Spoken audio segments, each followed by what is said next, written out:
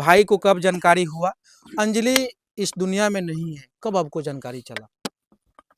पहले तो मेरे पास फोन गया घर से मेरी बहन का जी।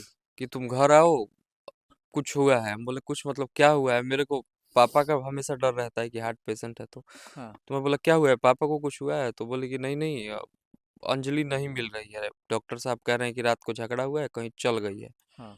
तो कहीं चल गई है, आदमी सुनता है तो अलग अलग ख्याल आएंगे आपके मन में। जी, जी।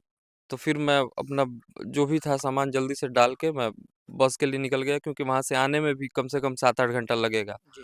पूर्णिया से। तो मैं जब ट्रेन में बस में बैठा तो मैंने फिर से फोन किया कि क्या हुआ है, सीधे सीधे मेरे को बताओ। हाँ। तो ये रो रही थी। हाँ। तो रो रही थी मतलब कुछ अनहोनी हुई है तभी रो रही है। हाँ। तो मैं फिर इसको पूछा, जोर दिया, जबरदस्ती किया। तो बोले हाँ। कि मैं बोला कि तुम डॉक्टर साहब से पूछो कि क्या हुआ है, सीधे सीधे शब्दों में। हाँ। हाँ।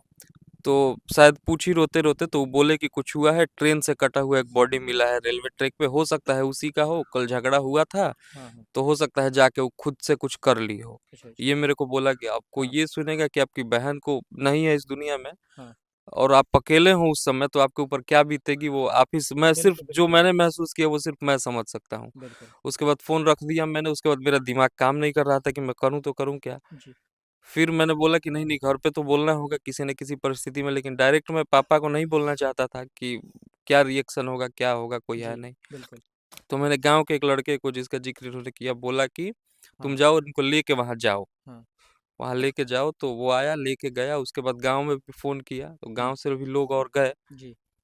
तो उसके बाद तब तक डॉक्टर ने जो इन्हें बताया था वो बताया। उसके बाद तो हम लोगों को तो पहले से शंका थी कि ये आत्महत्या का मामला नहीं है, हत्या ही हुआ है और हत्या हाँ। करके बॉडी को रखा गया है। हाँ। बाद में लड़कों को जो रेलवे पुलिस ने फुटेज दिखाए थे, जी। फोटोज, और उस शव की स्थिति को देखने के बाद तो एकदम 1000% यकीन के साथ हम कह सकते थे कि ये आत्महत्या नहीं, हत्या है। और इसको नाटकीय ढंग से आत्महत्या के रूप देने की कोशिश की जा रही है। आखिर ये कौन किया? आखिर अपने आपके बहन को आज इस दुनिया में नहीं रखा, आत्महत्या के आरोप लगाकर हत्या करके उसको रेलवे ट्रैक पे फेंक दिया, आखिर कौन हो सकता है ये आरोपी? जो दो लोग डॉक्टर साहब जिन दोनों का नाम लिए, जी। वो तो दोनों है ही है, उसके साथ साथ डॉक्टर की जो पूरी मिली भगत है। जी। क्योंकि पहले तो अगर रात को घटना हुई है, रात को आपको जानकारी है, तो आपने परिजनों को बताने में इतनी देरी क्यों की? जी। पहली घटना है। दूसरी घटना, गार्जियन स्वरूप वहाँ वही थे जी, जब बिल्कुल। हमें जानकारी नहीं है। तो जी। पुलिस के द्वारा हमें बताया गया कि किसी ने बॉडी की शिनाख्त नहीं की शाम तक, हाँ। बस कुछ घंटों तक। उसके बाद बॉडी को लवारिस अवस्था में यूडी हाँ। का केस बना के उसको पोस्टमार्टम के लिए भेज दिया गया। अच्छा। किसी ने बॉडी की शिनाख्त नहीं की। हाँ। जब शाम को ये लोग पहुंचे हैं, तो शाम को ये लोग जीआरपी थाने में जाके इन्होंने शिनाख्त की है बॉडी की। जी। तो जानकारी होते हुए भी उन्होंने बॉडी की शिनाख्त नहीं की। वो घर में बैठे रहे, लीपा पोती के चक्कर में पड़े रहे कि कैसे भी करके मामले को दबा दिया जाए, हुँ। और मैं और मेरा हॉस्पिटल बचा रहे, हुँ। किसी की जान जाए तो जाए। यानी कि कहें तो इसमें जो डॉक्टर पंकज कुमार हैं, बहुत ही शातिर दिमाग के हैं और आपके बहन को हत्या करके और चाह रहे थे कि आत्महत्या का इसमें रूप दे दिया जाए। बिल्कुल अच्छा, बिल्कुल ऐसा। एसपी साहब से आपको क्या-क्या मदद मिल रहा है? हमने तो उस दिन हमारा था कि जैसे कि ये कार्यरत हैं सदर हॉस्पिटल में, जी। और परिजनों की अनुपस्थिति में हम ये भी नहीं जानते थे कि किस डॉक्टर के बेंच ने पोस्टमार्टम किया है। जी। तो हमारा पहला डिमांड था कि रीपोस्टमार्टम होना चाहिए। जी। तो जिसके भी द्वारा हुआ हो, हमने एसपी साहब को भी इसके लिए अप्रोच किया था।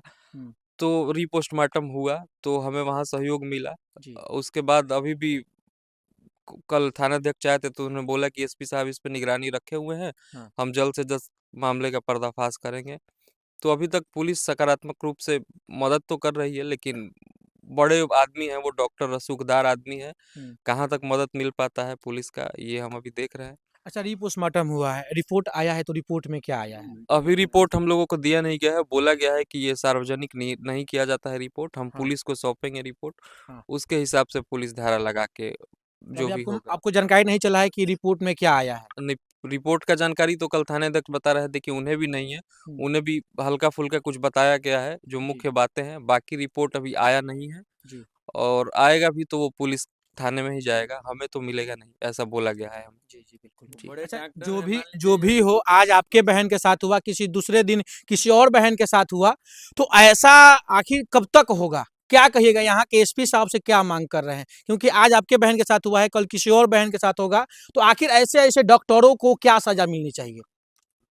ऐसी किसी की गर्दन कट जाए, किसी की बेटी चली जाए, गाँव से उठ के अगर कोई बेटी जाना चाहती है, जी, अपना नाम बनाना चाहती है, तो उसके लिए आप क्या सामने ख खड़ा कर रहे हैं, कौन-सा समाज आप दे रहे हैं, ये तो देखना है। जी, अगर ऐसी घटनाएँ होगी तो कौन अपनी बेटी को भेजेगा कहीं अकेले या कहीं आगे बढ़ने के लिए? और फिर हम वही पिछले दौर में जा रहे हैं, जहाँ पे बेटियों को घर से बाहर नहीं निकलने दिया जाता था, चारदीवारी में ही रखा जाता था। जी। अगर ऐसा समाज हम देंगे और सरकार कह रही है कि सब बेटी पढ़ाओ, बेटी बचाओ। बेटी पढ़ाओ, बेटी बचाओ और सब मंगल राज चल रहा है, तो ये कौन-सा मंगल राज है जहाँ बेटियों पे ये हो रहा है अत्याचार? आए दिन घटनाएँ होती रहती है और आज हमारे साथ हुई है। हो सकता है कि अगर ऐसा ही समाज रहा, ऐसा ही पुलिस प्रशासन रहा, तो किसी और के साथ भी होगी।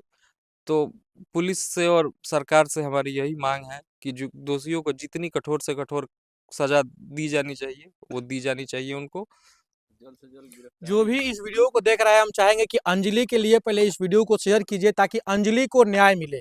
जो भी दोषी पाया जाए, उस दोषी को, उस अपराधी को कड़ी से कड़ी सजा मिले ताकि वह कभी इसके बाद दूसरा कदम ना उठाए। और देखिए यहाँ पे गाँव वाले हैं, गाँव वाले भी आज मायूस है क्योंकि अंजलि को ये लोग पहले देखता था कि अंजलि किस तरह से पढ़ने में तेज थी, जो भी काम था सबसे आगे करती थी। वहाँ डॉक्टर जहाँ जो क्लिनिक में रहती थी, नर्सिंग होम में, वहाँ भी अंजलि कहे तो एक अच्छा पोस्ट पे थी, लेकिन ऐसा क्या सीन आया, ऐसा क्या बात आया जिससे अंजलि को आज मौत के घाट उतार दिया जाता है और इसको बताया जाता है कि यह जो अंजलि है आत्महत्या कर ली है। डॉक्टर पे बाकी पहले भी मुकदमा हाँ, दर्ज है। क्या कह रहे हैं सर? डॉक्टर पे अब पहले भी कई आपराधिक उसपे मुकदमे पंकज चल कुमार रहे पे। हैं, मुकदमे चल रहे हैं, तो हाँ, अगर पुलिस जांच करेगी तो उनके बारे में भी पता चलेगा। वो पहले से ही अपराधी प्रवृत्ति का आदमी रहे, हमें इस बारे में पहले जानकारी नहीं थी। जी, अभी धीरे धीरे हम लोगों को ये जानकारी मिली। अगर पहले जानकारी होती तो हम लोग भेजते ही नहीं वहाँ, क्यों जी, बिल्कुल, भेजते? बिल्कुल।